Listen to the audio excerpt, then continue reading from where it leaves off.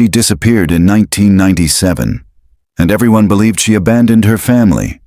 But 14 years later, her son found a locked elevator to a floor that wasn't on any map. Behind that door, a scratched name, a hidden tape, and the truth that she never left. They erased her. Before we go forward, make sure you're subscribed, because this story changes everything. The elevator panel in St. Augustine General hadn't been updated since the mid-90s. Julian Reyes knew this because his key card jammed every third time he swiped it. A problem facilities management promised to fix 5 years ago. Tonight was no different. He tapped the side of the machine, shook his head, and slid the keycard again. A metallic beep. The light blinked green. B3. Archives. Restricted. The floor didn't technically exist. It wasn't in the hospital directory. No one listed it during orientation, but every hospital had them. Forgotten levels, basement wings closed off after budget cuts or asbestos scares. He'd only discovered B3 2 weeks ago when a janitor slipped and muttered, "Hope they didn't lock the records back down there." Julian had grown up in the hallways of this hospital. His mother, Teresa Reyes, had been a trauma nurse on the 4th floor until the day she disappeared in November 1997, right after a 12-hour shift. No note, no body, just gone. They'd told him she left voluntarily, that she couldn't handle single motherhood anymore, but he never believed that. She had walked him to school that morning, promised to take him to the arcade that weekend. She had left her coat behind, her purse, her car. And yet the official report said, no evidence of foul play. The elevator groaned as it descended deeper than any level Julian had visited in his 6 months as a night shift tech. The lights flickered once, then twice. He adjusted his flashlight in his belt. Old buildings breathed differently at night. The hallways sighed, vents moaned, machinery whispered just beneath the edge of hearing. The elevator dinged. When the doors slid open, a gust of stale air rushed in, dry, cold, and slightly metallic, like the scent of locked filing cabinets and bleach. Julian hesitated before stepping out. The corridor ahead was narrow, poorly lit. Fluorescent panels buzzed above. Pipes snaked along the ceiling like exposed veins. This wasn't just storage. There were doors on either side, heavy windowless ones, each marked only by a room number, no signs, no lab, no records. Just labels like B3-17, B3-18, painted in fading black stencils. He glanced down at the map he'd found in a disused HR drawer, a photocopy dated 1992. On it, B3-21 was labeled Transfer Holding, but his breath caught when he saw what was next to it. B322, Nurse Teresa Reyes, last logged entry, November 18, 1997. He followed the corridor slowly. Dust coated the edges of the floor. The air was silent, oppressively so, as if the very walls were listening. Then came the door. B3-22. Julian's hand trembled slightly as he reached for the handle. It was cold. Locked. Of course. He stepped back and reached for his badge again, heart thudding, swiped. Nothing. He tried again. Still nothing. The light remained red. Then a sound. Software mechanical. Almost like a whisper of a door sliding shut deeper down the corridor. He turned. Nothing. Just rats, he muttered aloud. But his voice didn't echo. He moved forward instead, toward B3-21, testing the knob. It opened with a click. A soft glow bathed the room. Inside, a small desk, 2 chairs, an ancient filing cabinet, and in the far corner, a security monitor. He stepped in. The monitor was still plugged in. Its screen crackled, faint static humming. One feed was still live. It showed an empty hospital hallway. Not this one, but familiar. Then a figure stepped into frame. A woman, wearing scrubs, walking past a row of closed doors. Her face turned toward the camera, just briefly. But it was enough. Julian froze.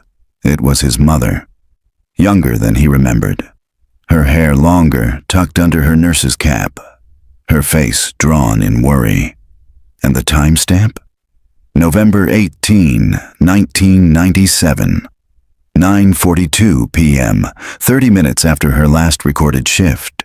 16 minutes before she supposedly left of her own free will. Julian stumbled back, heart pounding. The screen went black. He stood in silence for a long moment. Then, slowly, from behind him, a soft click. The door to room B322 had opened. The door to B3-22 creaked open just enough to reveal blackness beyond. Julian didn't move. His flashlight remained clipped to his belt, but he didn't reach for it. Instead, he stared at the open door, pulse roaring in his ears. He wanted to believe this was a glitch, a vacuum shift, a faulty latch releasing after years of tension. But deep down, he knew better. There was a presence in the corridor now. Not a person, not even a sound, just a pressure, like the air had grown thicker, denser. Julian reached slowly for his light. A soft click. The beam lit up the open doorway. Dust particles floated in the air. The room beyond was small, no bigger than a walk-in supply closet. But this wasn't a storage space. On the wall, a hospital bed sat folded up against a metal bracket. Restraints dangled from the side. A single chair faced the bed. Beside it, a clipboard, yellowed, curled at the corners, hung from a rusted hook. He stepped inside. The light flickered. The air was frigid. He read the clipboard. Subject, Teresa Reyes. Assigned room, B322, observation notes, November 17, 1997, Dr. H. Kettering. Patient exhibits confusion and agitation. Expressed fear of being taken again. Recommends sedation and transfer off active floors. Clearance obtained from admin. Julian blinked. Taken again? Sedated? Transferred ? There was no record in his mother's medical files. Nothing in the hospital reports. Officially, her last known action was signing out at the end of her shift. But this note, dated one day before she disappeared, placed her inside this room. Another page was partially torn and stapled beneath it. Subject still refuses to admit prior treatment. Claims entire floor was created for vanishing patients. Maybe referencing B4 level operations, now decommissioned. Urgent need to isolate. He stepped back from the clipboard, bile rising in his throat. Vanishing patients. His mother had known, had suspected, had spoken, and they'd buried her for it. Julian turned and left the room, pulling the door shut behind him. As he did, a piece of metal near the base caught his eye, a nameplate, partially painted over. He knelt down and rubbed at the flaking paint with his sleeve. Decontamination hold. B3. This wasn't a patient room. It was a containment unit. He didn't belong here. Not alone. Not without a team. Not without... A voice interrupted his thoughts. Didn't think anyone even knew this wing still had power. Julian spun. A man stood at the corridor's end, lean, mid-60s, wearing an old maintenance uniform. His ID badge hung at his hip, flipped backward. His hair was gray, thin, buzzed close to the scalp. His eyes, sharp and watchful, locked onto Julian like he was a trespasser. Julian's hand went to his side instinctively, gripping the flashlight tighter. The man didn't move. He just said, "You must be Reyes's boy." Julian felt his breath hitch. "You knew her?" The man gave a slow nod. "Knew of her. I wasn't medical staff. I was down here. Systems maintenance, electric, climate. What was left of it anyway?" "What is this place?" Julian demanded. "Why does it still have active feeds? Why's my mother's name?" "She was the last." The man's voice cracked. The last one to try and blow the whistle. Silence fell. Julian stepped closer. "What happened here?" The man sighed and leaned against the wall, as though the weight of the answer was heavier than he could carry. They called it internal patient routing. Back in the 80s and early 90s, patients who weren't responding to treatment, who couldn't pay, or who knew too much, they were moved down here. Isolated. Legally, they didn't exist anymore, not in the system. That's insane. The man nodded once. And your mom? She started asking questions. One day she came down here alone, probably thinking she could find evidence. He looked away. She never came back up. Julian felt his stomach twist. I was the one who locked the floor, the man said quietly. Back then, I thought I was just doing my job, sealing off unused wings. I didn't know someone was still inside. Julian's voice dropped. But she was. Yes. The man's gaze dropped to the ground. And I've lived with that for 26 years. A long pause. Why are you telling me this now? Because I saw your name on the tech roster last week, the man said. And I knew you'd come. Just like she did. Looking for truth in a place built to bury it. Julian stared at him. There's more, the man said, pulling a key ring from his pocket. A room at the far end of the hall. B330. They used to call it Transition Ops. That's where the files went, before the shredders. If there's anything left of her, it'll be in there. He tossed the keys to Julian, who caught them reflexively. But you didn't hear it from me, the man added, and turned to walk away. Wait, Julian called out. The man didn't stop. Who are you? He paused, looked back over his shoulder. My name doesn't matter, he said. But I locked the floor, and you're going to be the one who opens it. The keys in Julian's hand felt old. Brass tarnished with time. No labels, no tags. Just 6 teeth worn from decades of use. He stood alone in the corridor outside room B3-22, the darkness around him deepening. The elevator had stopped making noise a while ago. He hadn't even noticed. Down here, time warped. The stillness grew thick. B330. He turned the flashlight down the hallway. The numbers ticked forward one door at a time. He passed B323, then B324. Each sealed tight, undisturbed. A few had rusted hinges. One was marked with faint scratches, almost claw-like. His breathing grew shallow the closer he got. B330 was at the far end, partially obscured by a leaning metal cart and an overturned linen bin. As he approached, he saw someone had once taped a paper sign to it. It was long rotted and illegible, but beneath the tape marks, black marker had bled through. 2 faded words, "Do not enter." He crouched, shifted the cart aside, and tried the door. Locked, of course. Julian slid one of the keys into the lock. It didn't fit. The second clicked but wouldn't turn. The third resisted halfway, then gave way with a reluctant clunk.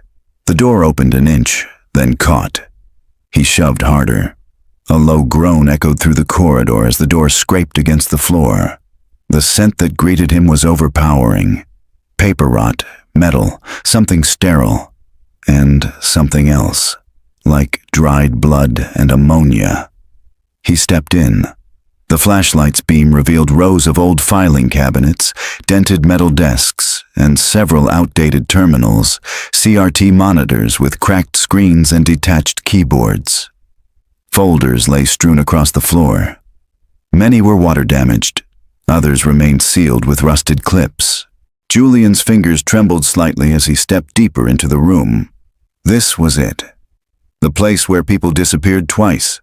Once in the system, and again in reality. He walked along the rows, scanning the cabinets. Each was labeled by code, INT-R3, DISP-A1, HOLD-X7. None of it made sense. No names, just codes. Then he found it. Near the back of the room, taped to a drawer. Final transfers, 1997. He yanked it open. The folder inside was thin. Only 4 files, each tab marked in red. He flipped through the first, a man named Henry Dillard. Status, Transmission complete. Subject non-responsive. Relocation approved. It was signed off by Admin Director H. Kettering. The second was a female patient, Agnes Mulroney, flagged for transfer due to disruptive pattern behavior and refusal to comply with treatment protocols. The third was blank. No name, no notes. Just a black stamp, removed. And the fourth, his mother's. He froze. Teresa Reyes. RN staff identification. Number 4812, date of entry, November 17, 1997. Action initiated. Hold an assessment transfer. Classification 03A-R/witness detainment. Julian's chest tightened. There were notes. Subject overheard debrief related to B4 protocol. Exhibited clear memory of events. Attempted to question superior. Sent to B322 for interim hold. Pending erasure or relocation. Clearance ordered. Override code RA-K. HK erasure. Relocation. His mother had been a witness. Not a patient, not a danger, a liability. He turned the page. A second sheet, shorter, a checklist of internal movements. Someone had initialed a transfer to B4, the floor below this one. He didn't even know a B4 existed. He turned to leave, clutching the file, when his flashlight caught something taped to the underside of a desk. A photograph. He reached for it. The tape peeled away with a brittle crack. The photo came free. It was grainy, black and white, but unmistakable. His mother, in scrubs, standing in a hallway that wasn't B3. There was a faint B4 stenciled on the wall behind her. She wasn't alone. 3 other individuals were in the frame, one slumped in a chair, another standing in the shadows, and the third partially blurred near a metal gurney. Julian stared at the image. At the bottom of the photo, someone had written in faint pencil, "She wasn't supposed to remember."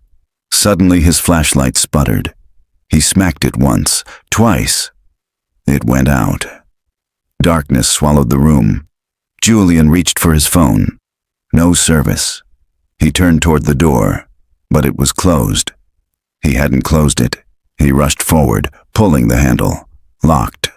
Panic surged. He jiggled all the keys in the lock. None worked. He banged on the door. "Hello?" he shouted. "Is anyone out there?" Silence, then a whisper. It came from behind him. Low, murmured. "Female." Julian turned slowly, heart in his throat. He whispered, "Mom?" Nothing. Then, a click. The old monitor in the far corner of the room blinked to life. Grainy footage. A hospital hallway again. B4. A figure walked past the camera, hunched, slow. Another followed. Then a nurse. Her back to the camera. Then she turned her head just slightly. Julian dropped the flashlight. It was his mother, her face pale, blank. She walked straight up to the lens, as if staring right at him, and whispered something. But there was no sound. Just a silent screen. And then it cut to black. The lights flickered back on. The door behind him creaked open. Julian turned slowly. No one there. Just the dark hallway, and the sound of distant breathing, steady and low, coming from somewhere beyond. Julian didn't sleep. He couldn't.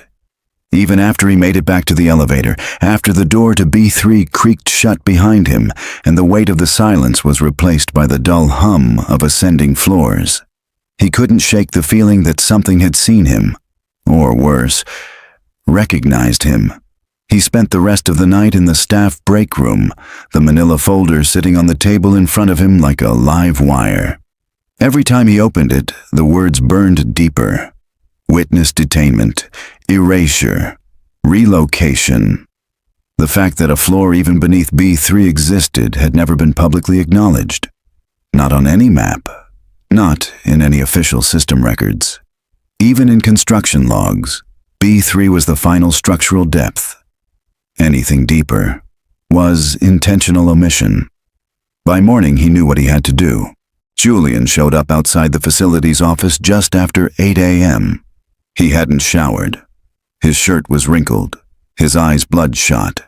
The secretary behind the desk, Rebecca, he thought her name was, looked up with a raised brow. "You look like hell. I need to see records, blueprints, structural files from the 1990s. She blinked. "Do you have clearance?" "Number, but I have reason." He held up the file like it was a badge. She didn't glance at the details, just the age of the paper and the expression on his face. "Wait here." 5 minutes later, he was in the basement records room with a man named Cal, a retired engineer who now only came in twice a week to keep his mind moving. Cal was in his 70s, sharp as ever, and wore the same kind of work shirt Julian's dad used to wear. No logo, just a breast pocket with a pen clipped in. "You say B4, he muttered, rifling through a metal drawer. "That's a ghost level." "You've heard of it?" Cal grunted. "Sure. We poured it in 1982. Never activated it. Rumor was it was going to be for high-risk isolation. Patients nobody wanted on the main floors. But that was before funding dried up. And then..." He trailed off, pulling out a rolled blueprint sealed in a plastic sleeve. Then they covered it. He laid it out on the table. Julian leaned over it. The hospital's structural plan looked like a cross-section of a layered cake. Basement, B1, B2, B3. Then, below that, faint pencil lines, B4, no official label, no stamps, no door access points, just hallways, 2 rooms, a stairwell, and in the center, a square marked Subhold C, audio closed loop. "What's that mean?" Julian asked, tapping the label. Cal exhaled. "That was the sound isolation chamber. They built it to contain patients who were considered dangerous or unstable.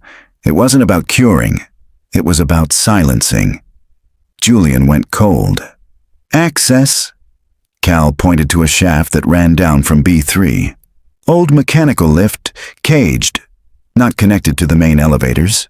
You'd need the manual key, which, if it still exists, is probably in admin storage or with one of the old facilities guys." "Like who?" Cal shrugged. "I'm the last one left, far as I know." Back upstairs, Julian bypassed the admin floor and made his way instead to the chapel. He wasn't religious, but his mother had been.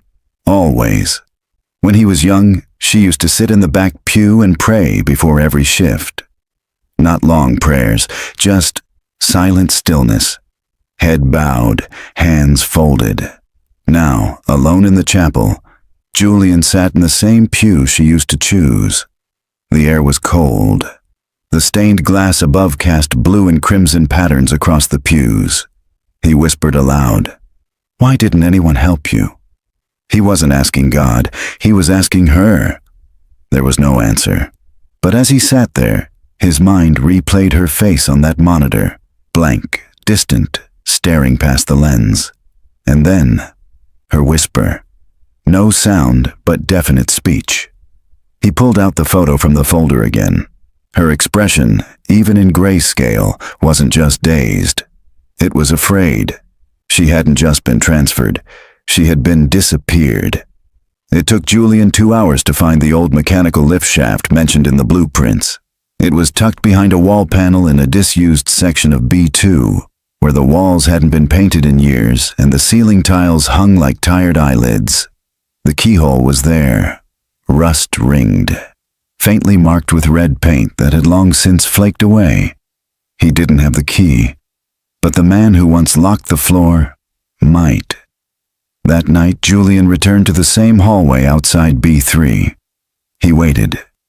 The corridor remained still. No voices, no footsteps. But eventually, just past 1 a.m., he heard the faint grind of wheels, a maintenance cart, and the soft click of boots.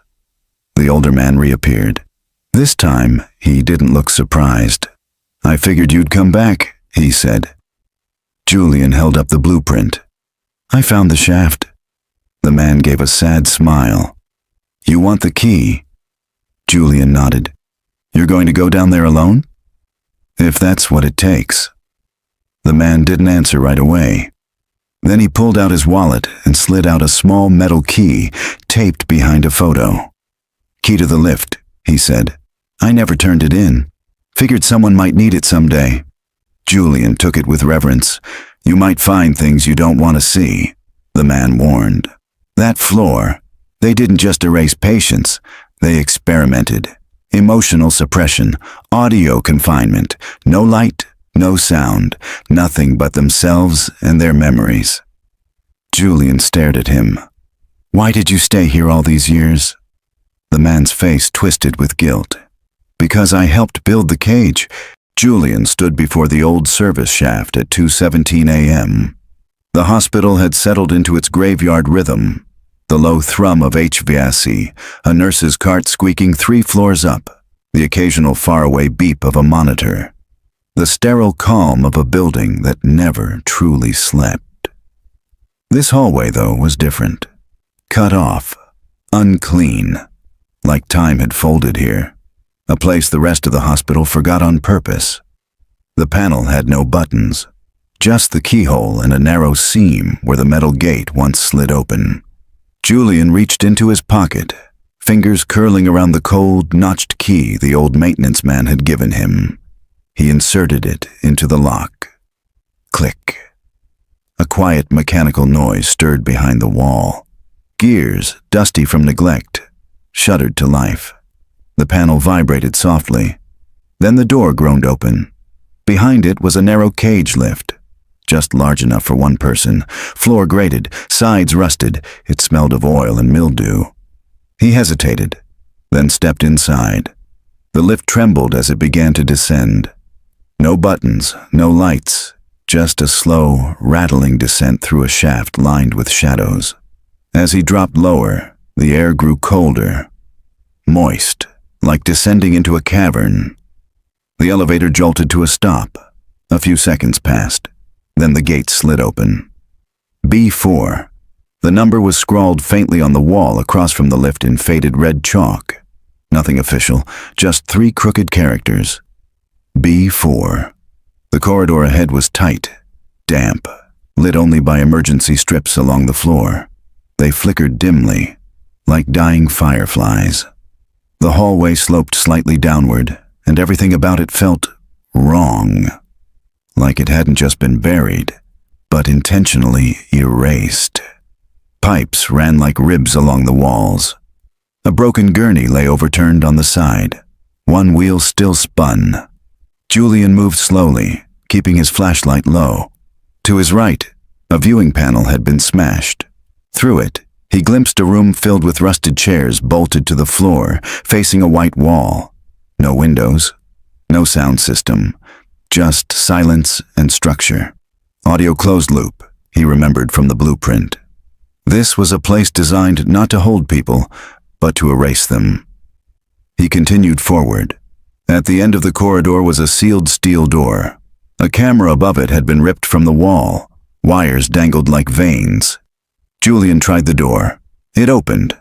The room beyond was large, maybe 40 feet across. No furniture except for an old hospital bed, bolted into the floor, and a chair beside it.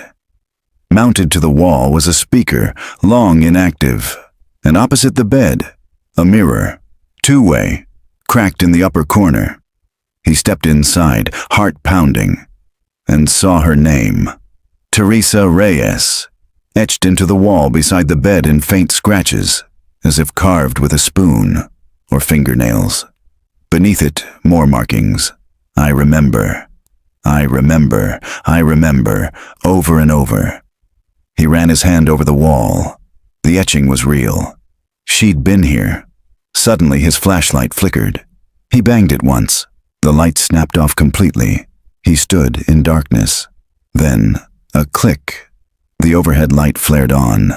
Old fluorescence buzzed, casting a sickly white wash across the room. Behind him, something moved. He turned. The mirror was glowing.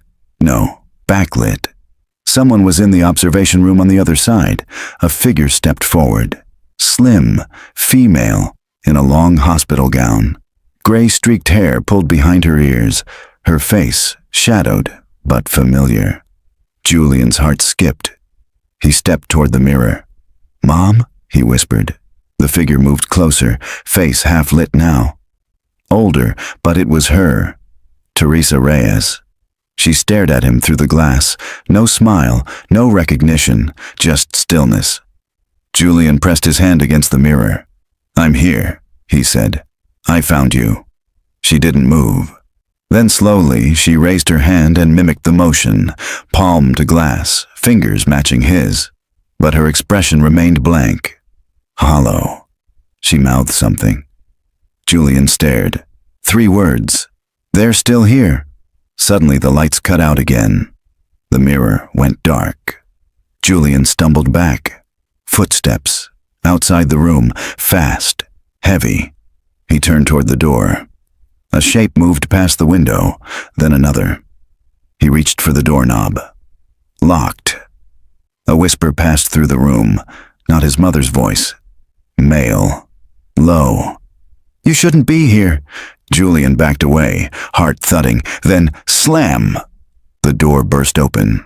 A beam of light hit his eyes. "Hands up!" He froze. A voice barked again, firmer. "Get down now!" It was security. Later, in a brightly lit administrative room on the 2nd floor, Julian sat across from 2 hospital board members and Detective Ava Morgan from the local precinct. He told them everything. The files, the lift, the name etched into the wall, the mirror. He thought they wouldn't believe him. But when he pulled out the folder, the blueprint, the photograph, Detective Morgan grew still. "I've seen this name before," she murmured. "Teresa Reyes. Your mother disappeared in '97, Julian nodded. "They said she ran away." The detective glanced at the others. "We reopened 3 missing persons cases from the same era last year. All were hospital staff, all dead ends. But your mother's file had inconsistencies." The board chair leaned back. "Mr. Reyes, what you're suggesting—" "I'm not suggesting anything," Julian interrupted. "I saw her. She's alive. Or she was, until they took her away again." Detective Morgan held up the photo he'd found. "I want a forensic team in that sub-level, immediately." The board members exchanged wary glances. "We'll cooperate," one said reluctantly. "To a point." Morgan's jaw tightened. "We'll see about that." The next day, Julian wasn't allowed back into the hospital. Detective Ava Morgan had warned him gently but firmly, "Let us handle it from here." He'd spent the night in a motel near the river, unable to sleep, staring at the ceiling while replaying the moment his mother raised her hand to the glass. The shape of her eyes, the tilt of her head. "They're still here." That was what she mouthed. Not, "Help me," not, "I'm alive." She had warned him. By morning, he was pacing the motel room when his phone lit up. Unknown number. He answered instantly. "Mr. Reyes," the voice said. "This is Ava Morgan. We found something." Detective Morgan met him in the staff entrance parking lot, dressed in plain clothes but clearly in charge. With her were 2 crime scene techs and a heavy plastic evidence container. "No press yet," she said. "No one else on the board knows either. We entered B4 under the pretense of an HVAC inspection." Julian glanced at the box. "What's in there?" The detective opened the lid and removed a sealed plastic pouch. Inside was a small, weather-warped cassette tape, labeled T. Reyes, Observation Room, November, 1997. "And this," she added, pulling out a second bag. Julian took it carefully. A folded page, ripped from a notebook. Inside, written in his mother's script, were just 3 lines. "If someone finds this, I was never sick. I was never dangerous. I knew too much. They made me disappear." Beneath it, a crude drawing of the floor plan. One room was circled, and in the margins, a note. Wall, left of mirror, behind outlet. They didn't find it. Morgan handed him a photo. The room from the drawing room. The same one Julian had entered. Crime scene lights now illuminated the area. There was a hollow space, she explained, taped behind the outlet. Julian exhaled. She hid it. She did more than that, Morgan said. We found a series of these messages, hidden in layers, all placed with intention, as if she knew someone, someday, would come. Back at the precinct, a forensics tech played the cassette in a secure audio room. Julian sat behind glass, listening. The tape began with static, then breathing, then a woman's voice. His mother's voice. Day unknown. I don't know if anyone will ever hear this. They told me I'd been reassigned. But the doors never opened. They sedated me. I think they're testing something. I can't remember what day it is. The lights stay on. Always. I haven't slept. Another pause. I'm writing notes, hiding them. They said I was unstable, that I made things up. I didn't. I saw the file. The one with the transfers. The real one. There were 5 others. I remember their names. Julian leaned forward. We were supposed to forget. That was the experiment. Not just isolation, erasure. They tested soundproofing, deprivation, how long a person can stay silent before they believe the silence. The voice cracked. But I remember. I still remember. Then a whisper. They'll come again soon. If I don't wake up tomorrow, tell Julian I never left him. I never would have left. Click. Silence. Julian sat motionless. The room seemed to fold in on itself. His ears rang. His chest was a vice. The detective placed a hand on the glass between them. I'm sorry, she said softly. But Julian wasn't crying. He was sharpening. Later that afternoon, Morgan gave a press briefing. Controlled. Vague. The hospital board insisted on secrecy. But the discovery of a sealed floor and archival evidence of unlawful isolation was impossible to contain. Julian stood outside the hospital, holding his mother's written note in his hand, while camera crews gathered just beyond the restricted zone. An older nurse passed him by and paused. You're Teresa's son. He turned. She nodded. I was a floater back then. Helped in trauma sometimes. Your mother was kind. She brought me a blanket once when I fainted during a double shift. Julian gave a tired smile. She did that a lot. The nurse hesitated. She wasn't the only one they buried. Then walked away. That night, Julian sat in his car outside the hospital, staring at the building he'd once run through as a child, while his mother charted late-night vitals. The wind shook the bare trees. Snow flurried sideways in the lot's edge lights. His phone buzzed. A text from Ava Morgan. She's not in any of the recovered rooms. No body, no trace. Julian stared at the screen, then typed back. She's still alive. He didn't know how he knew. He just did. She had looked at him, recognized him, warned him. They're still here. He started the car and pulled out of the lot. Whatever had happened in B4 wasn't over, and he wasn't done searching. By the time Julian got back into the hospital, the corridors of B4 had changed. What had once been silent was now crawling with activity. Evidence markers, portable lights. Officers in protective suits moving with cautious precision. The elevator shaft had been rigged with temporary power, and yellow tape crisscrossed each hallway.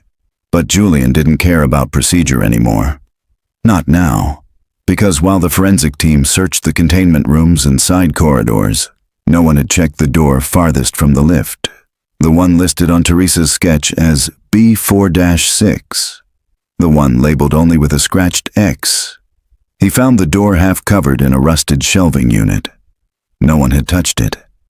Julian dragged the shelf aside. The metal screeched across the floor. He tested the knob. Unlocked. The door opened with a breathless sigh. Inside was darkness, the kind that pressed against skin. He turned on his flashlight and stepped inside. Room B4-6 had no bed, no chair, just concrete walls, a low ceiling, and a rectangular vent at the far end. The room felt wrong, as if it hadn't been built, but sealed, a tomb more than a chamber. Julian swept the light across the walls. Etchings, hundreds of them, Names, dates, sentences scratched by hand. Don't forget your name. They watch through the mirror. If you're reading this, speak her name aloud. And at the center of the back wall, written in red marker, faded but still visible, Julian. I remember, I remember, I remember. Julian's hand trembled. It wasn't just a message. It was for him. His name written on a wall that hadn't been opened in over 2 decades. He dropped to his knees and ran his fingers over it. The marker had bled slightly into the concrete, but the letters were sharp, urgent. She had written this. She had survived long enough to do so. Then something else caught his eye. In the vent. He crawled forward, reached in. His fingers closed around something wrapped in plastic. He pulled it free. Another cassette. And this time, taped to it. A photograph. His mother, much older. Gray hair, same gown, standing in this very room. Her hand pressed against the wall, a solemn expression on her face. The back of the photo had a note. They never stopped. Not after me. There are more. Find the others. Save them. T. Back upstairs, Detective Morgan played the second tape behind closed doors. Julian sat across from her, heart pounding. The recording began more distorted than the first. Static. Then a faint hum. Then her voice. I don't know what day it is. The lights don't come on anymore. I hear them talking through the vents. I know they're still here. The others were taken one by one. I was the last. But I fought too long, so they sealed me away. They'll deny everything. They'll say I left. They'll say I was unstable. That's the word they like to use. Unstable. She gave a weak laugh, dry, tired. But unstable people don't leave messages. They don't remember dates. They don't hide tapes. Julian, if you find this... Julian held his breath. Don't let them erase me again. Don't let them erase anyone. Then silence, followed by a soft whisper. They whisper at night. Behind the walls, still moving, still watching. The tape clicked. Julian sat back, throat tight. Detective Morgan turned off the player and looked at him. This wasn't a one-off, she said quietly. He nodded. She said there were more. Morgan hesitated. Julian, no body, no remains. It's possible your mother... She's alive. You don't know that. She left me a map, a tape, a photo. She knew someone would come. That means she believed there was still a way out. Morgan didn't respond right away. Then she leaned forward. Then let's find it. That night, Julian returned to B4 one last time, alone. He knew he shouldn't. But he needed to stand in room B4-6 again, without the noise, without the lights. He stood in the center and whispered her name. Mom! Silence. Then, behind the wall, a creak. He spun. A gust of cold air slipped through the vent. And something else. A whisper. Julian.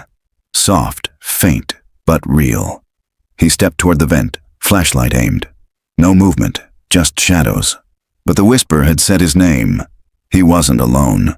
Julian stood frozen in front of the vent. The whisper had faded, swallowed by the concrete silence of B4. But he was certain. Someone had said his name. It wasn't the wind, not his imagination. He'd lived with echoes of hope for 14 years, and this was different. This was presence. This was real. He stepped closer to the vent, shining his flashlight down into the duct. Nothing but metal shadows and dust. Then, movement. A shadow flickered just out of view. A ripple across the far grate. Hello? He called.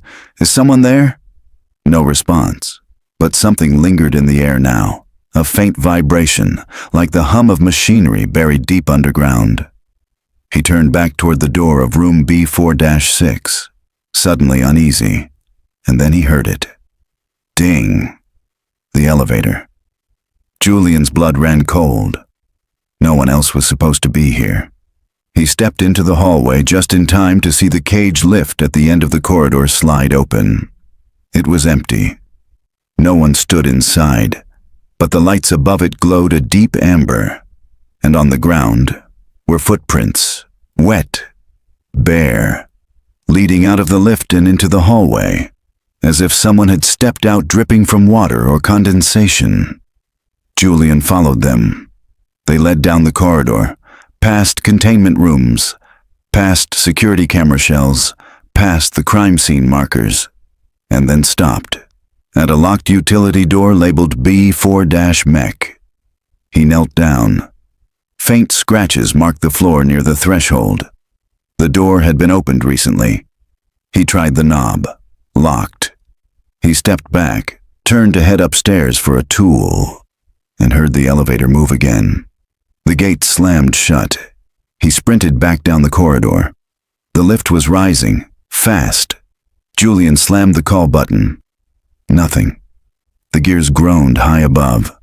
He looked up the shaft and saw something that made him stagger back.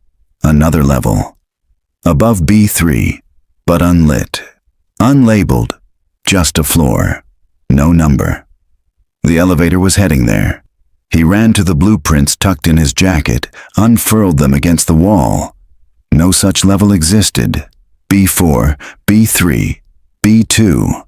But there, scratched faintly into the side margin in pencil, nearly erased, B3-Alt, black level.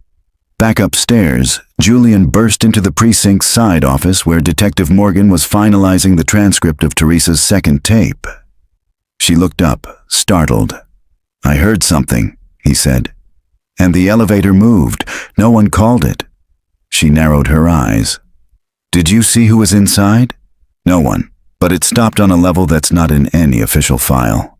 He dropped the blueprints onto her desk and pointed to the faint pencil marks. B3-Alt, black level. Someone scratched this in years ago and tried to erase it. Morgan scanned it, then said, "We need to get clearance to follow it up." "No," Julian said. "If we ask for permission, it'll vanish again. This level, it's active. Whoever's behind this is still using it." Morgan looked at him, weighing the risk, then nodded. An hour later, dressed in unmarked scrubs and with a security override card courtesy of Morgan's contact in internal affairs, Julian entered the elevator shaft control room on B2. From here, they could access the backup manual override, allowing them to control the old freight elevator's floor targets. "Which one's the alt level?" Morgan asked. Julian pointed to a tiny dial, worn to the metal. Just above the B3 setting was a notch. Unmarked. "Try it." Morgan hesitated, then flipped the switch. They returned to the elevator. Inside, Julian pressed the new setting. The lift groaned to life and began to rise. Past B4, past B3. Then slowed. The cage opened. The black level. The corridor beyond was unlike the others. Smoother, newer, almost surgical. Fluorescent lights lined the ceiling but dimmed, only half functional. The floor was tile but polished. No dust, no debris. Morgan stepped out beside Julian, hand hovering near her sidearm. "This wasn't abandoned," she whispered. "This was hidden." They moved slowly. The hallway forked ahead. One path to the left, marked data control. The other to the right, re-entry. They chose the right. The corridor ended at a heavy security door, propped open with a broken floor sign.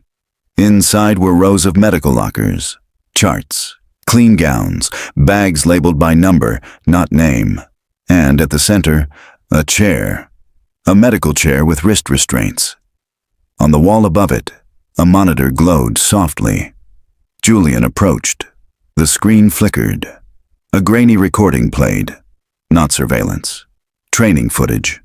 A voiceover. Patients moved from B4 to black level must undergo pre-release conditioning. Vocal restriction recommended. Full memory suppression as per protocol 92. A. The camera cut to a figure seated in the chair. Her face turned slowly. It was Teresa Reyes. A line of text below the video read, Subject 0417-RE. Status, successful redirect. Julian's knees buckled. Morgan caught him by the arm. She was here, he nodded. They erased her, changed her identity. Morgan looked back at the screen. The timestamp?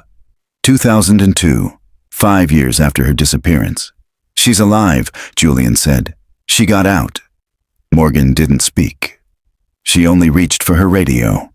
Julian couldn't stop staring at the screen. His mother's face flickered in and out of focus, recorded on grainy black and white footage over 2 decades ago, strapped to a chair like a patient in a psychiatric hold. Her eyes were open, but empty, her mouth slightly ajar, as if she were trying to speak but had forgotten how. Status: successful redirect. What does that mean? He asked hoarsely. Detective Morgan didn't answer right away.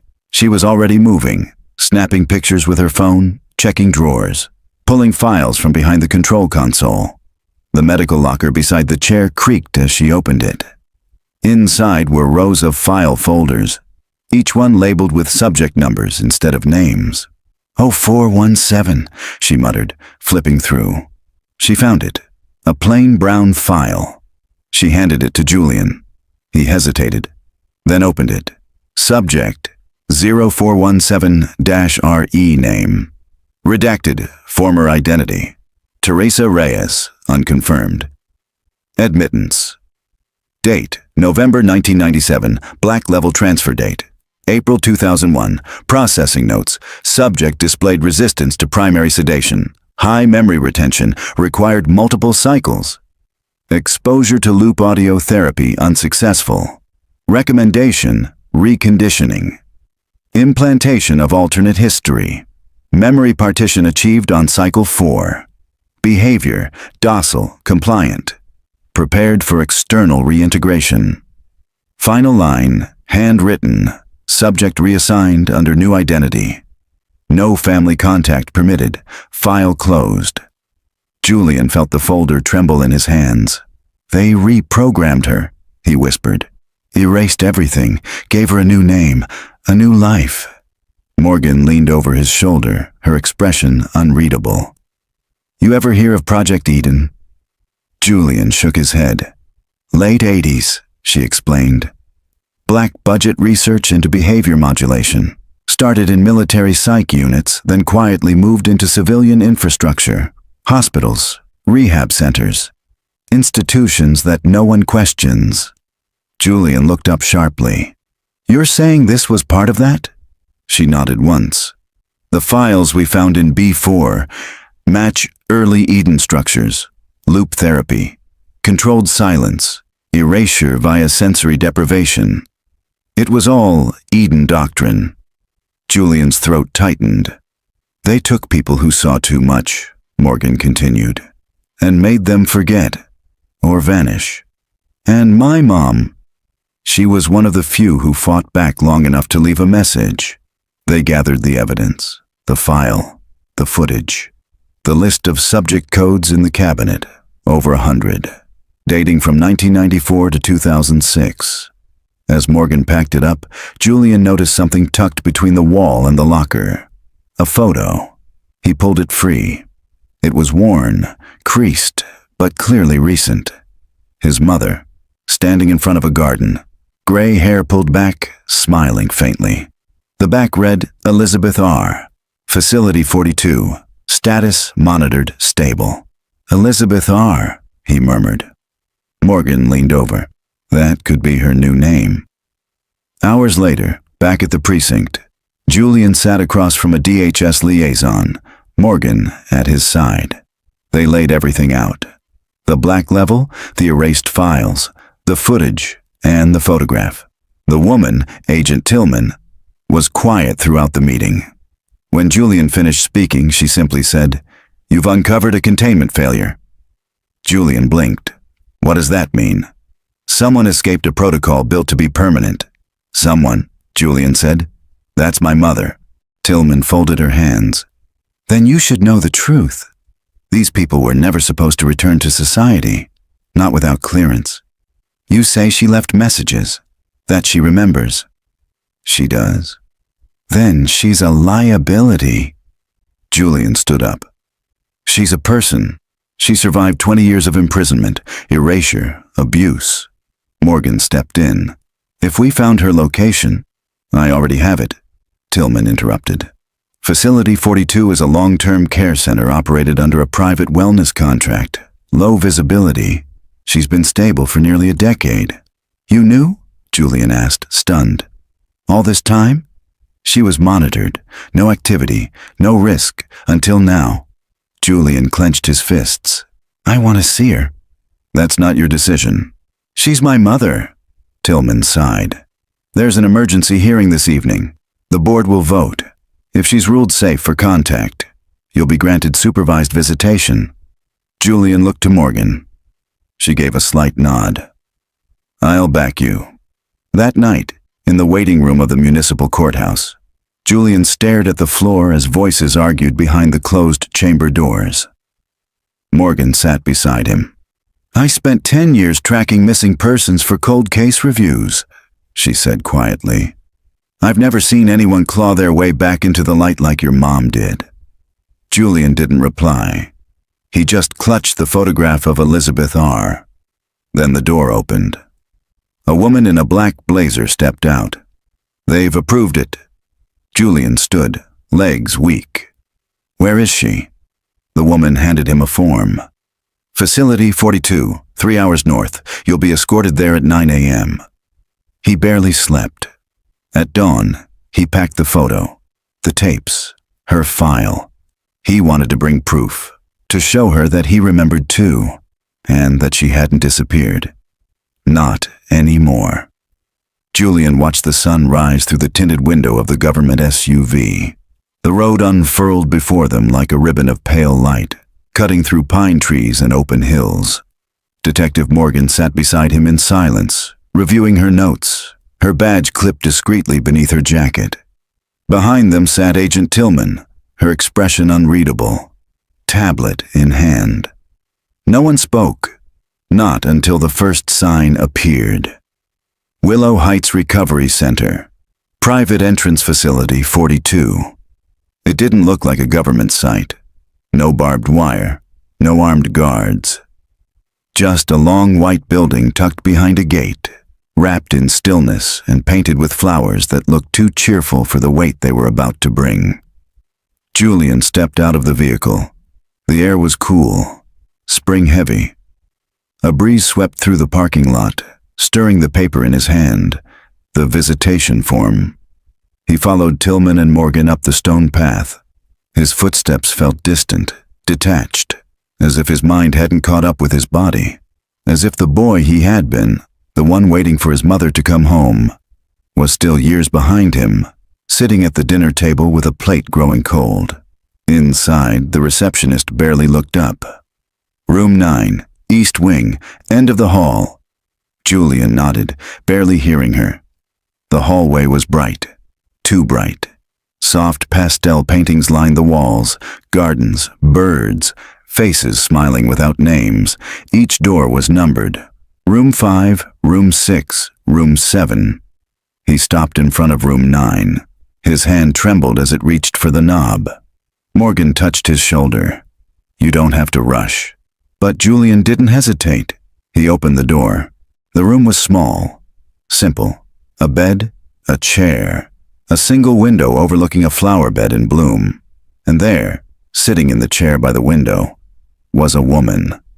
Her back was to the door, gray hair, a pale blue sweater. She was watching birds gather at a feeder beyond the glass. Julian stepped inside, his breath caught in his throat. "Mom?" he said. She didn't turn. Morgan and Tillman stood back. Julian took a step closer, then another. "Teresa," he tried again, his voice soft. "It's me, Julian." At that, she slowly turned her head. Her eyes met his. They were the same eyes, familiar, tired, but no flicker of recognition crossed her face. She blinked once, twice, then offered a polite smile. "Hello," she said gently. "Do I know you?" Julian felt the breath leave his lungs. "I'm your son." Her smile didn't falter, but it didn't change either. "I don't think so," she said, searching his face. I don't remember having children. He swallowed hard. You do. You had 5. I'm the oldest, Julian. You used to call me Jules. She shook her head slowly. I'm sorry. Julian sat down in the chair opposite hers. He opened the bag he'd brought, laid out the photograph from her hospital locker, the tapes, the file marked 0417-RE, and finally, her handwritten note.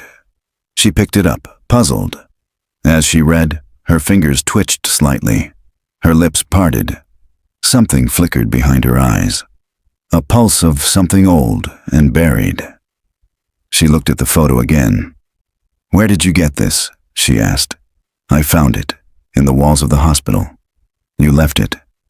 For me. She was quiet for a long time. Then her voice dropped. They said I was dangerous. You weren't. They said I needed to forget. But you didn't. She looked at him again. Longer this time. Then slowly, she lifted a trembling hand to his cheek. Her palm was warm. You have his eyes? She whispered. Julian smiled, eyes wet. Yeah, I do. And for the first time in 14 years, his mother began to cry. They gave him an hour. In that hour, Teresa didn't remember much. Not names, not places, not everything he had hoped. But fragments came. The smell of cinnamon bread. The laugh of a child. Ellie, maybe. A gold bracelet she used to wear but no longer had. She couldn't hold full memories, but she could feel. And Julian knew that was enough. For now. When he stood to leave, she gripped his hand. Will you come again? She asked. He nodded. I'll come every day. Outside, Morgan leaned against the SUV, watching the trees sway. Julian joined her in silence. Tillman stayed back, speaking softly into her headset. She knew you, Morgan said. Part of her did. That's more than most get. He nodded. A long silence passed. Then Morgan spoke again. They're shutting down B4 and Black Level. Full investigation. Federal Julian exhaled slowly. It's too late for the others. Not for the ones still out there. He looked at her.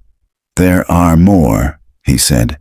She said so. In the notes, the tapes, the codes in the locker. We'll find them. Julian turned to the trees beyond the facility. His heart felt cracked open, but not broken. For the first time in years, he didn't feel lost. He felt found. 6 months later, Julian stood in a small conference room in D.C. Behind him, a slideshow projected evidence. Photos of the sublevels, voice recordings, personnel rosters, and excerpts from erased files. In front of him sat a committee. Oversight press, advocates, a handful of survivors. He spoke clearly, not as a technician, not even as a victim, but as a son. I thought my mother had abandoned us, that she chose to disappear, but she didn't. She was taken, silenced, rewritten. He paused. She fought to hold on to the truth, and I found it because she believed someone would. He placed the photograph on the table. My mother survived. Others didn't, but now, finally, we speak for them.